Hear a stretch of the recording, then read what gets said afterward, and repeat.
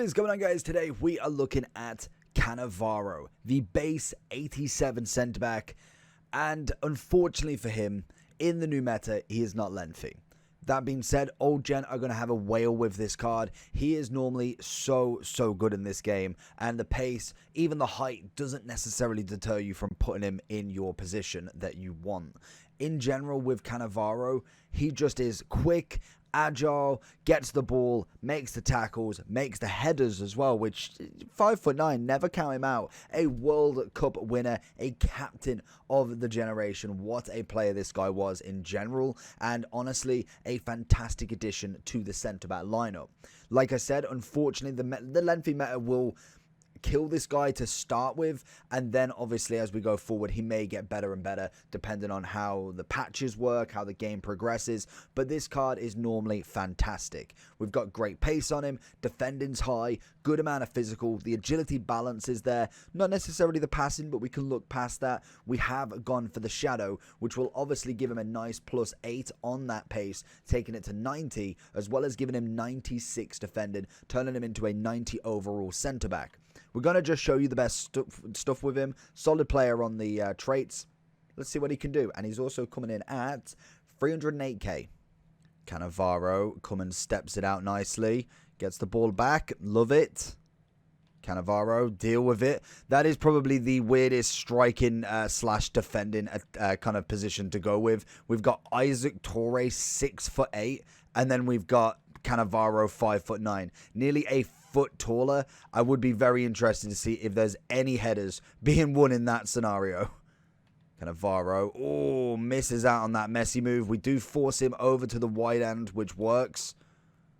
Cannavaro stepping off, giving him a little bit of space. Obviously, we know we're not going to beat most lengthy players on a big run. That's just naturally how it's going to happen. So any through balls really need to be squashed out straight away. I think as long as you've maybe got a lengthy centre-back with him and kind of utilize that sort of play, then you should be relatively fine. Like this, we've got Virgil back. We know he's not going to outpace Virgil, but in terms of Cannavaro, how the lengthy works, he will take him. It just naturally is. Unfortunately, the 90 pace still isn't going to be enough to be able to go against a lengthy player on a full sprint. Cannavaro watching Neymar. Doesn't do enough. Very grateful for the header to be missed there, but that a little bit poor. Maybe should have stuck a leg out. Cannavaro steps in. That is where we want to see that agility balance. Nice and quick to move over. Managing to get that move. Coming over for Messi. Good partnership there. Messi is one of a handful in that player of the month. Again, looking for that spin. Good tackle. Gets it away. Lovely little bit of pace out. We're going to look for Terrier if we can. Passing wise, not the greatest as we suggested. Terrier can't keep it. Cannavaro watching that all day long. You are not turning like that on him. Cannavaro, again, solid challenge. Cannavaro wins the header. Nice. Cannavaro again intercepting. Like I say, in terms of actual defensive ability, fantastic. Can't argue with him. In terms of kind of the pace, the lengthy, it's not going to be the greatest, which, to be honest, we've not had too much issues yet, but we haven't come up against a Haaland yet. We haven't come up against a lot of the lengthy meta players that normally I see every single game in champs. Garincha into Barkley. We've gone for a more attacking position for him. See if we can find anything more kind of forward thinking with him. Definitely going into that more striker role could do wonders for him. But I would say I do prefer the controlled accelerate rather than the explosive. Cannavaro coming across. It's not enough. Unfortunately, we've given him a chance against a Ronaldo and a Messi. It's just not happening. Good interception from Cannavaro again, stopping that attack. Cannavaro not had too much to do in this game. Straight away, trying to kind of recover from Van Dijk. He's going to get in. First time we've let Van Dijk go wild. Cannavaro does enough to put him off and give him that shot. Cannavaro pushing. Absolutely pushing. Rolls in a bit of Garincha. It's going to try and return the favour, and that was Cannavaro's moment. It's absolutely mocked up from Terrier, but honestly, what a play. Oh, Cannavaro again. Solid run forward. You definitely don't want him necessarily in them positions, but you know that he's got the bills. So going into Cannavaro's overall review, honestly, he did a pretty stand-up job. I think in terms of the price of him, 300k, there is going to be better out there, especially in new gen. Unfortunately, he's not going to be my first choice to go to anymore. I think if you look at centre-backs in general, Virgil would probably be top of my list in terms of golds.